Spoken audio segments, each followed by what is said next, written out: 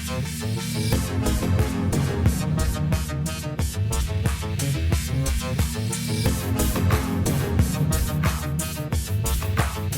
Sci-Horror Film Podcast.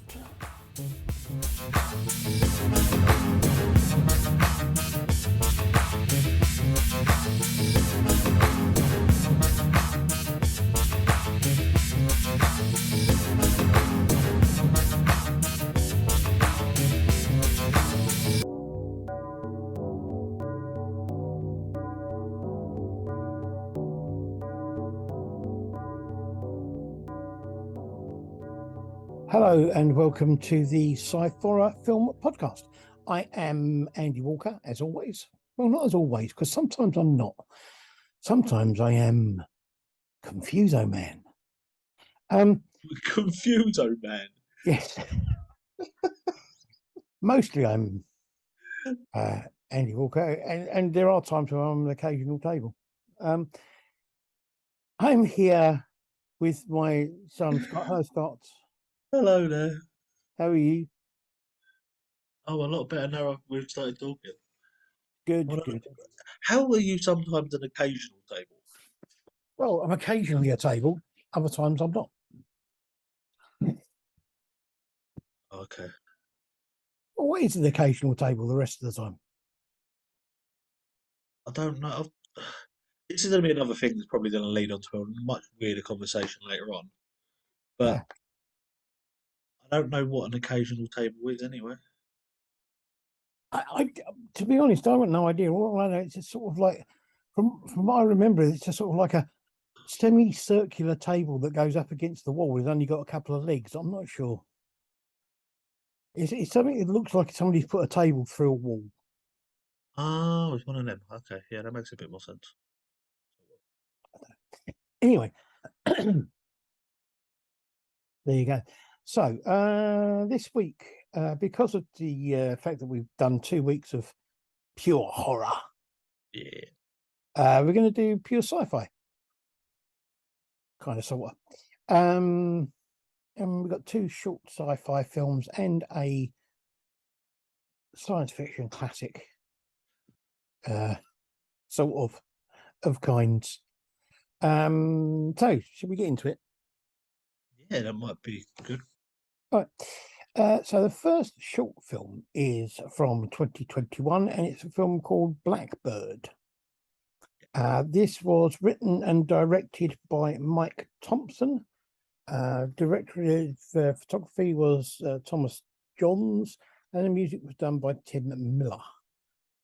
The cast is Chris Petty, Sarah East, Chris Taylor, Rebecca Lindau, that's only a voice acting, Derek Sawyer, Elisa McKenna, and Jennifer Sparks. The synopsis for this film says, a husband and wife debate the idea of uploading her consciousness to an AI after she is impaired in a severe car accident. So, what did you think? I genuinely like this film. It's weird. I know it's an idea that's been done a lot. The sort of, well, it's not so much a lot actually. It's been done a few times lately. Yeah. The whole AI bit and the robot bit has been done a lot, but the uploading of a sort of a person's subconscious has only been done a few times. I genuinely like this because it shows the sort of, it shows the fight that the husband has, whether or not he should do it or not, and the whole debate between them still, and what's the right thing to do. Yeah. And I like that because it's one of them things, like we said before, and a few other things. It's almost that it puts that human aspect back into it. Of should they do it and then sort of prolong the life, or whether or not it's that sort of let go sort of thing.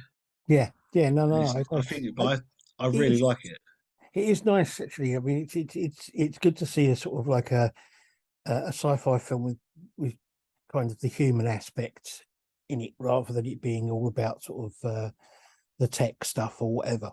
Mm. Um, it is. I don't know, I mean, technically, the film is kind of good. It's got good cinematography.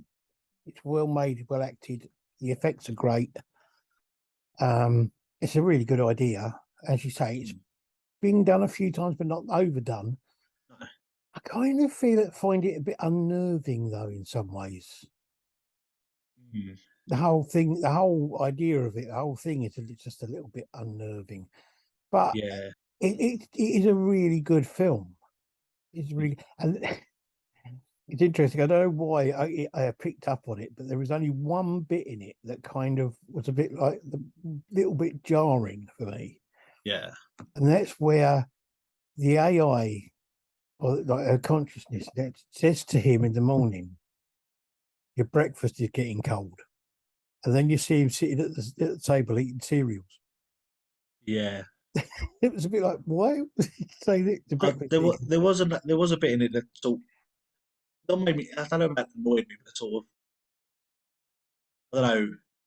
It could have been done a bit better. Like um, just after that bit, he's searching for his keys, Yeah, yeah, and the AI turns around and says, "Oh, they're in the top drawer," and he opens the cupboard yeah, and finds it. I'm like, not yeah, quite what was said, but all right.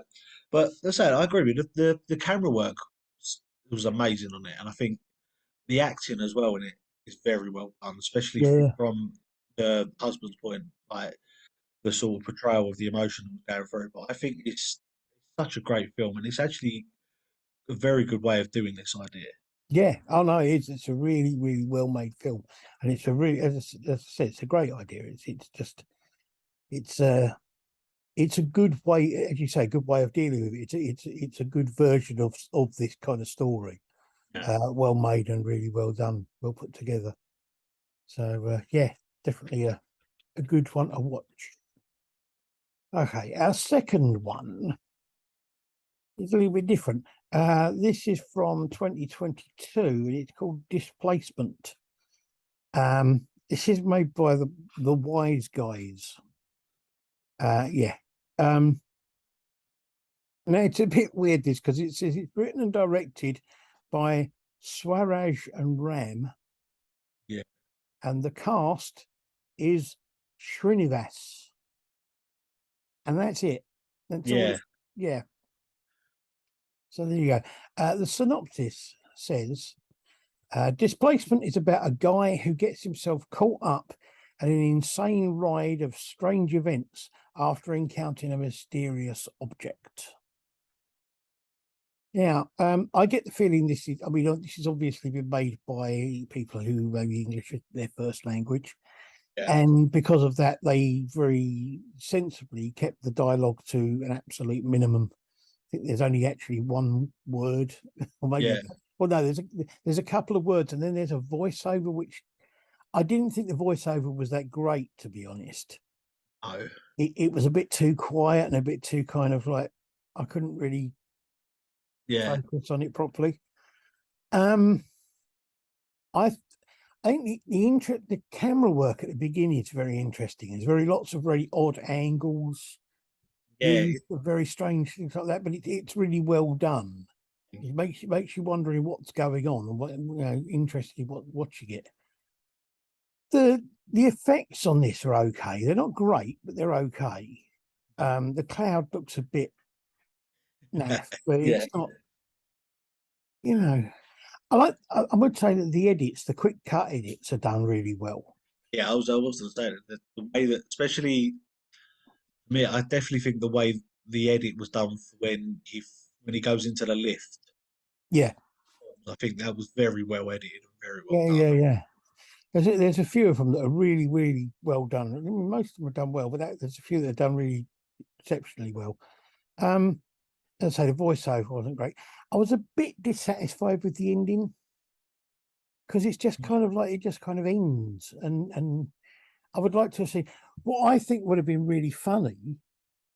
He throws Yeah. the object. This object's been moving him around, right? Yeah. He throws the objects into a lake. what I think would be really funny is if you got a shot of the object dropping through the lake towards a fish, and then a fish falls out of nowhere and lands on his head. That would have been funny. That would have been an interesting way of doing it. But I don't know. It's a pretty good film. It's not fantastic, but it's a pretty good film. Um, I'm not really sure I understood exactly what it was meant to be about as such. I think because I watched this twice for the fact that I was experimenting with it, and I watched it first just normally without any headphones because at the beginning of the film before it starts, he says the headphones are recommended. Yeah, So I thought I thought I'd watch it normally, and I thought to myself, I wonder if wearing headphones makes any difference, right. and it does a little bit with the sound. Yeah. Now there's certain bits in it when like the thunder cracks and um, when he's putting things down and stuff like that and moving around, that it goes from ear to ear. So it's like you can hear it Oh, moving, yeah, yeah, which makes it a bit better. So that's why I think that I don't know. I think there's certain bits of it that I think are better to watch it with headphones because it gives it that little bit of a different effect, yeah, different sort of way about going about it. I don't know. I like this. I did like it, but yeah, I don't know. I think it needed something a little bit more to it. yeah, yeah. So the ending just seemed was a bit kind of flat.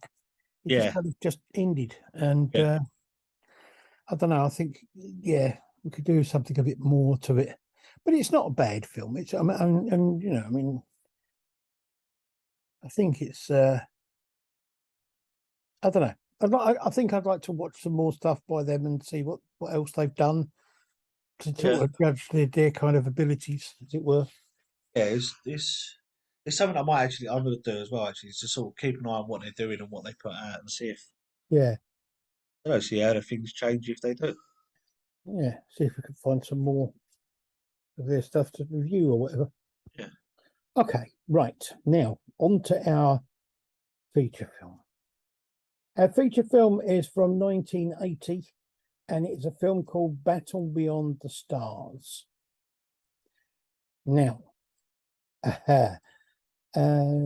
director for this film, the main director was a guy called Jimmy T. Murakami.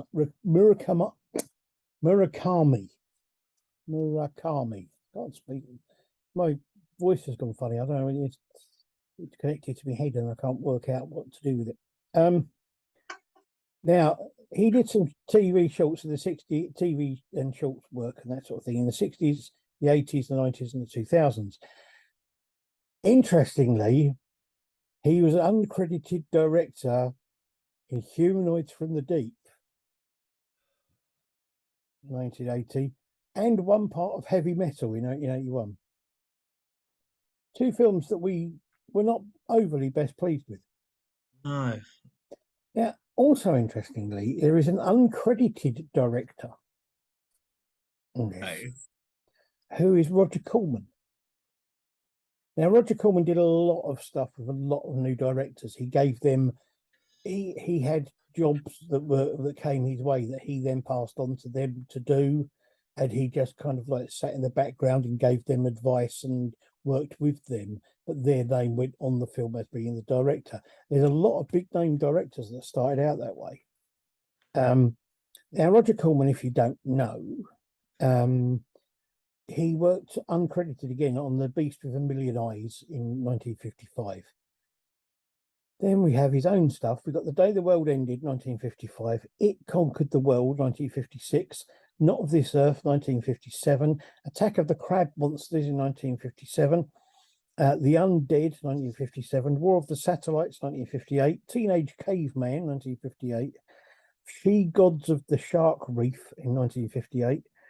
The Wasp Woman, 1959. A Bucket of Blood, 1959. House of Usher, 1960. Little Shop of Horrors, 1960. Last Woman on the Earth, 1960. Creature from the Haunted Sea, 1961. The Pit and the Pendulum, 1961. The Premature Burial, 1962. Tales of Terror, 1962. Tower of London, 1962. The Raven, 1963. The Terror, 1963. X, The Man with X-Ray Eyes, 1963. The Haunted Palace, 1963. Mask of the Red Death, 1964. The Tomb of Ligeia in 1964. Gas, or It Became Necessary to Destroy the World in Order to Save It in 1970. Death's Fault in 1978, uncredited. And Frankenstein Unbound in 1990.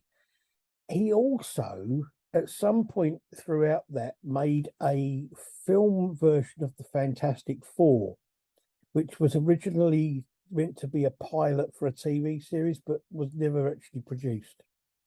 And the film version is not great. Oh, that's okay. So that's Roger Corman is a hero of mine. He's a And that's mainly because of the fact that I kind of grew up watching the Edgar Allan Poe films that he made with Vincent Price, and they were just fantastic. So the writers for this, I think writers is a dubious thing, to be honest with you. Yeah, it's And writers with the very loosely used term. I'll explain why I think that later. We've got John Sayles, who wrote story and screenplay. He did some TV stuff in the 90s and 2010s. He also had to do with the writing of Piranha in 1978, Alligator in 1980, The Howling in 1981, and The Brother from Another Planet in 1984. The other author of the story was Anne Dyer, who did nothing of any interest to us in the way of horror and sci-fi stuff at all. Okay. Yeah.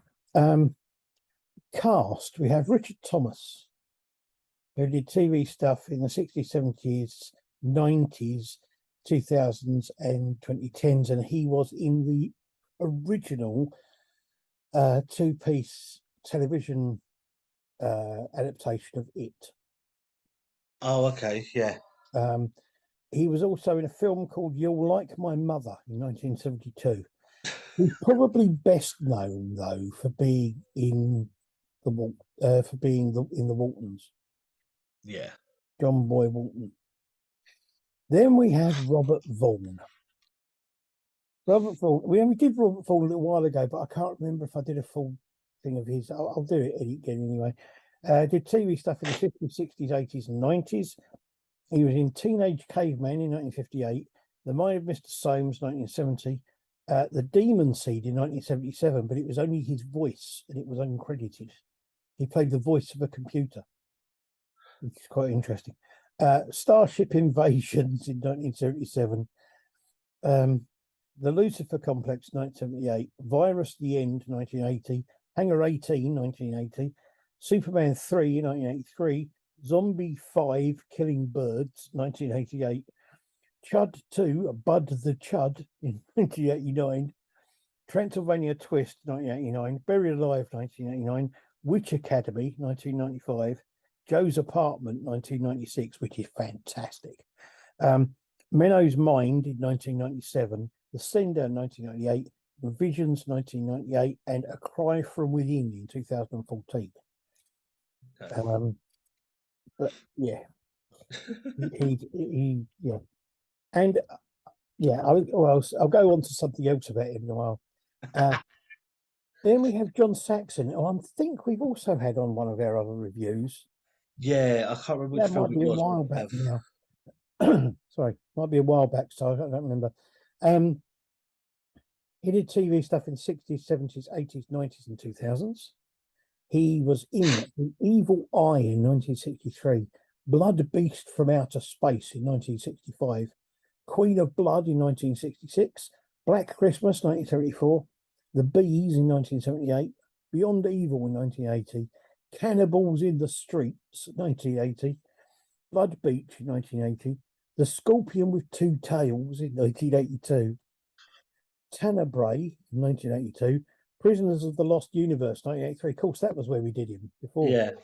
Nightmare on Elm Street 1984, Hands of Steel 1986, Nightmare on Elm Street 3, Dream Warriors 1987, Death House 1988, My Mum's a Werewolf in 1989, Nightmare Beach in 1989, Aftershock in 1990, Blood Savage in 1990, The Arrival 1991, Hellmaster 1992, The New Nightmare 1994, From Dusk Till Dawn in 1996, and Lancelot, the Guardian of Time in 1997, and Trapped Ashes in 2006.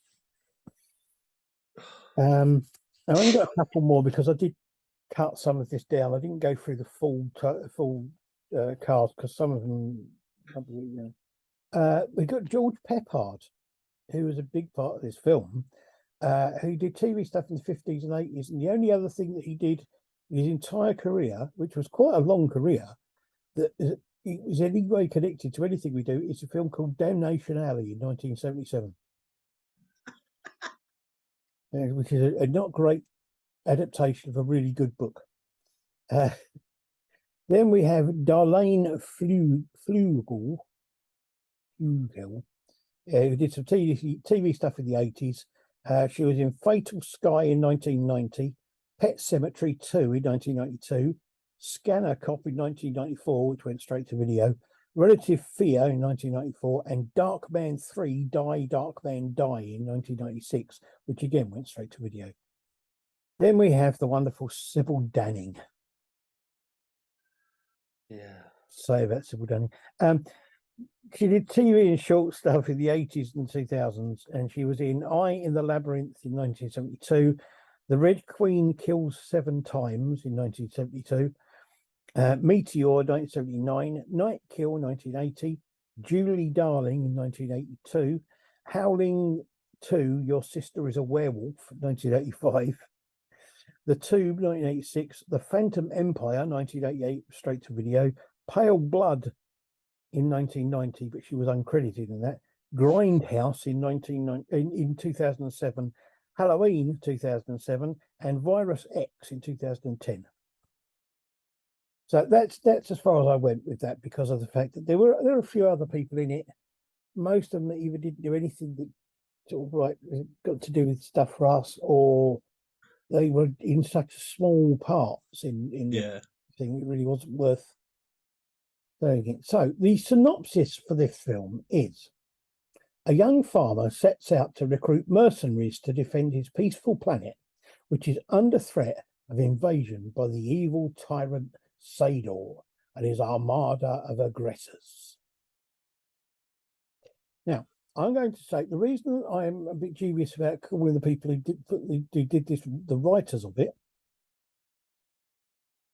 is because it is basically the same story as The Seven Samurai or The Magnificent Seven, or whichever one of those films you had to watch first, but it's set in space.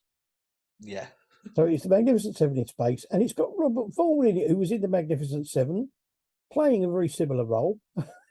And it's got a cowboy, and I think they missed a trick there. They got this guy cowboy who comes from Earth, who wants to show the young farmer his old Western movies that he's got on his computer, and he doesn't say to him, "I'll show you The Magnificent Seven," because that would have been really good. Yeah. But there you go. Yeah. What do you think?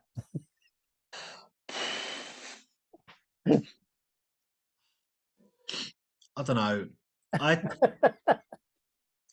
I was trying to keep an open mind with it, but it's very hard to do at all.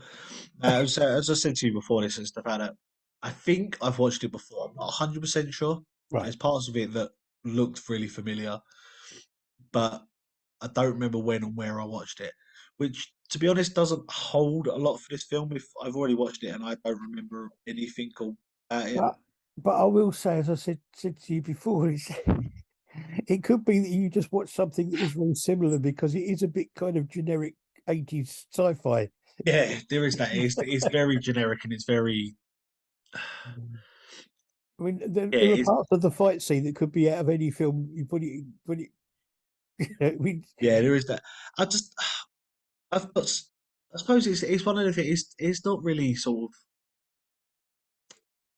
It's not like a typical 80s film either, because there's not any nudity for a start. No, true. There is one sort of scantily clad woman in it, but she's hardly in it. But I Yeah, don't know.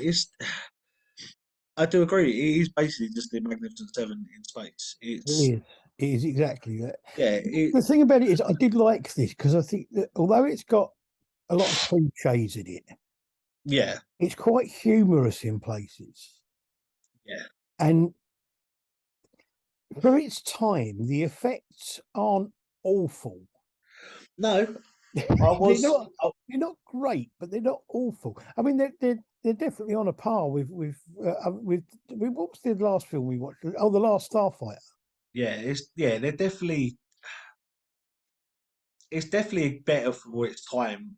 What was going on it's a bit obvious to sort of after watching a lot of films that have done better. The Yeah, sort of where you can see bits, but it's yeah for its time it was very well done. and I will say, I mean, Roger Corman especially was known for making um like really cheap films, if you like. Yeah, they're sort of like low budget films, but he does them well. And it's just, and I think that's what this is. It's a low Well, budget film that's done quite well. Um, well, I the thing mean, is, to sound about low budget, I actually looked it up, and admittedly, it is on IMDb, so it's not 100%. But it does sound that it's estimated that this had a budget of about 2 million, yeah, which okay sounds like a lot. But when you're thinking about film wise, when we've watched other films from the 80s that have had sort of more or loads more budget than that, and how yeah, better they are, the fact that it's still a reasonably good film. yeah. And I mean, the acting's not bad, and and as I say, I think the humour in it helps because you don't take it all too seriously. So it's kind of Yeah, the relationship between the main character and the ship's computer is brilliant. That's just so funny. It's like he's arguing with his mum all the time. It's yeah, it's funny. this. I thought that was quite funny. I've got to admit though, his name annoyed me. What was it? It's Shade, so it's Shad. All right, But all I could hear was them calling him Shed, shit. and it was annoying me because I'm like, are they saying Shed? And but I realised that part of it that's all I was focusing on. But I don't know. It's I mean, the character. I mean, Cowboy. I thought was quite good. The characters, the individual characters. Cowboy was quite good, but I'm not sure George Peppard really fitted that role that well. Don't know. I have come to the realize or come to the conclusion though that I want his belt buckle. Oh yeah, yes, that was an interesting belt buckle. Um, it's there were some great bits in it. I loved some of the bits, some of the lines in it, the humorous lines and things like that. You got the two aliens who are supposed to be guarding the planet or keeping an eye on the planet, who Yeah. are pretty stupid. Let's face it. Yep. Um, and what I love it is where there's a great line in there, which is just a bit of a throwaway line, really, but it's one of my favourites in the film. Where one of them says, "Remember Lobo? He didn't follow orders. Now Sador is wearing his left foot." Yeah. I, Such I a did have great, to go back a bit because when I watched that, I was like, did I miss what? And I had to go back. I was like, no, that was definitely Ted. This it's is sort of. brilliant. I love that. And I do. the other one I love is when the collective.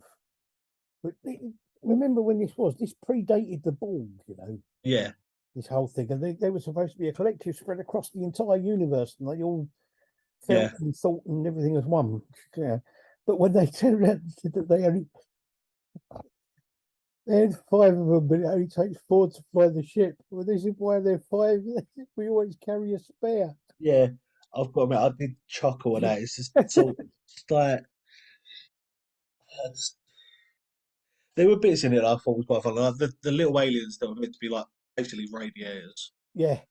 Just the fact that like I actually felt sorry for them at one point because they were sort of always standing off to the distance because of the fact that if they got close to anyone, they just heated them up. Well, I that's just the thought, thing about it is that almost all of the characters in this were only there when they needed to be there. The rest of the time, they were kind of forgotten.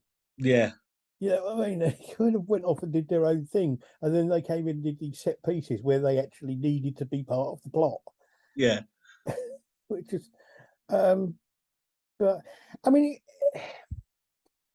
I know it's a 1980 film, and it's not fantastic for its representation or attitude towards women, Nope. but it's nowhere near as bad as most of the other ones we've seen from the early No, I 80s. will give you that. It's for an 80s film where 90% of the films, well, actually, I don't know it's about 80% of the films we've watched Yeah. that are from that sort of era do not portray women in the best place. They No, do not. They don't treat them right.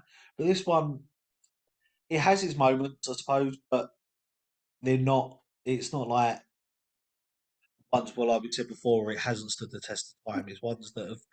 It can be.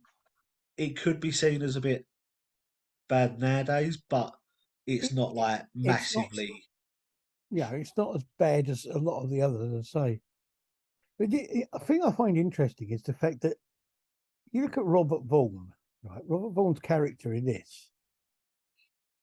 It's only 3 years after the spaceship invasions, Yeah, starship invasions. Right. His character in this has got.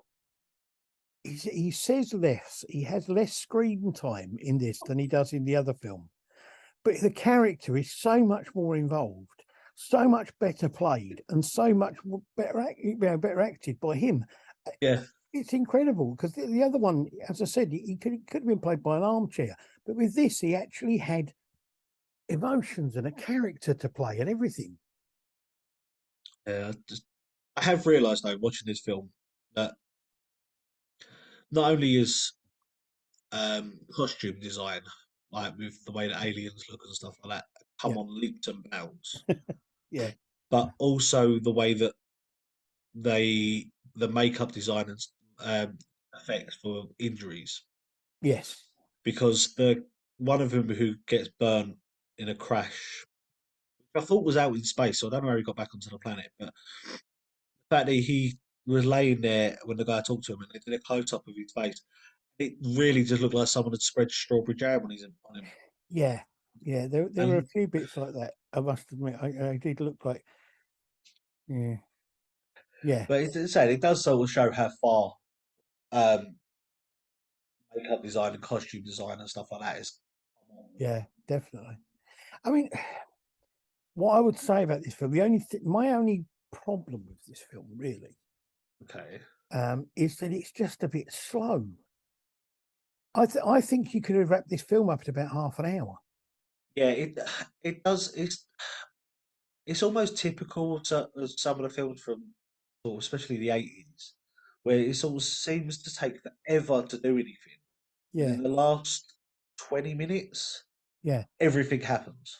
yeah, yeah. And I sort of sat there and I thought to myself at one point, like, it does seem like it's dragging, and it doesn't need to be almost 2 hours long. No, I mean it's not a great film. It's okay, and it's good fun to watch. Yeah, Just from a point of view, going, oh, look what it was like in the 80s. Look at the sort of films they did then, and just have yeah, a bit of a chuckle about that, and a bit of a chuckle about the film because it is quite funny in places, and some of the sets are a bit funny, and some of the people are a bit funny, and some of the lines are a bit funny, and it's yeah. not bad, No, but it's not great. no, But if this came on TV on a Sunday afternoon, and you had nothing else to do, it wouldn't be a bad way to spend an hour or so. no. Mm. It's yeah. It's definitely one of the films that could be classed as sort of a family film. Yeah, yeah. I Sort mean, of Sunday it's kind of evening, family Sunday friendly. afternoon family film. Yeah. But I don't know, I wouldn't go out of my way to watch it. No, no, I know what you mean. Even though we did. Yeah, I wouldn't go out of my way to watch it again. No, no. There you go. Right. So there you are. Two short films, Blackbird, which we would recommend to watch definitely because I think it's really good. Displacement, which again, it's not bad, but it might be worth a watch to see what you think. And Battle Beyond the Stars, which is good for a kind of if you got nothing to do for an hour and you just sort of like a bit of a loose head, it might be worth a watch just for fun of it. Or watch it with a group of people. Do this in a thing. I tell you what, this Last Starfighter, couple of films like that on a Yeah, Saturday night when you're having a pizza with your mates around a few beers, you know, Could be a good laugh. Here's a good point. So there you go. Next week we have now next week's an interesting one because we've got 2 sci-fi shorts, and then the Yes. film we're doing is kind of, I don't know, it's one of those films that kind of straddles the line between sci-fi and horror, but it is a classic of its time. Because next week we will be doing the John Carpenter film Scanners. Ooh. like So yes, Is it Scanner? Scanners with Michael Ironside's in it and Patrick McGowan's in it and people making people's noses bleed and making them kill themselves and all sorts of things. Fun. Yeah, send it. It's a fun family romp. Or Okay. not. Yeah. So thank you very much, Scott, for being part of the show and doing all the thing and all that thing. Okay, I'm glad I could be here. Taking your time out of your busy schedule to watch substandard films. Busy schedule. Now, I was going to say, we've only got we're doing it 1, 2, 3. Only got 5 weeks, and then we got the Christmas special. Oh, don't say that. Okay, I won't then.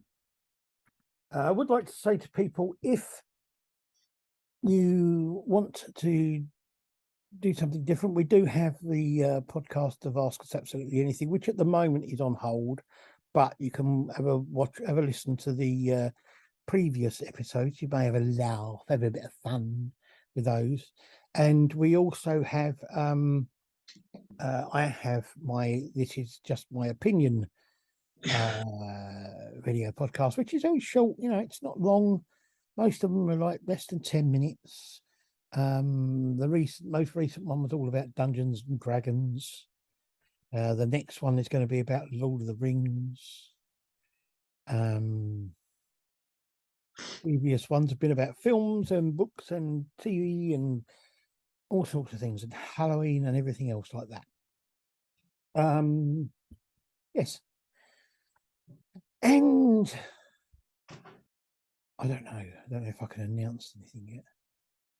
There will be an announcement coming up soon about the film that I was in, The Hand That Feeds You, and in conjunction with some friends of ours, about it being released for the public to watch. Ooh. So stay tuned for that, and everything like that and all that sort of thing. Okay. So thank you, Scott, and thank you to everybody out there for tuning in, listening, being part of our experience. And I don't know what I'm going on. No idea. No, I've got completely ain't got a clue with that. I'm not sure. And I would just like to say in closing,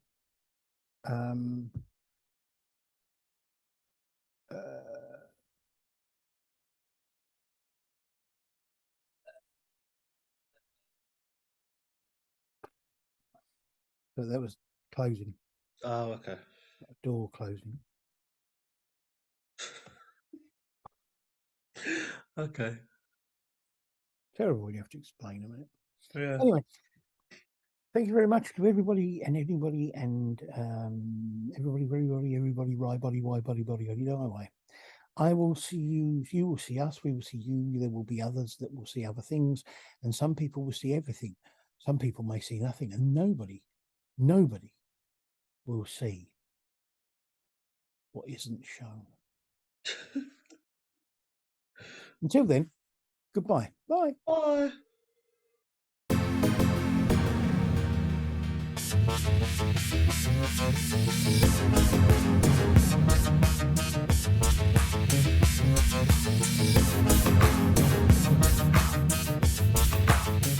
Sci-Horror Film Podcast.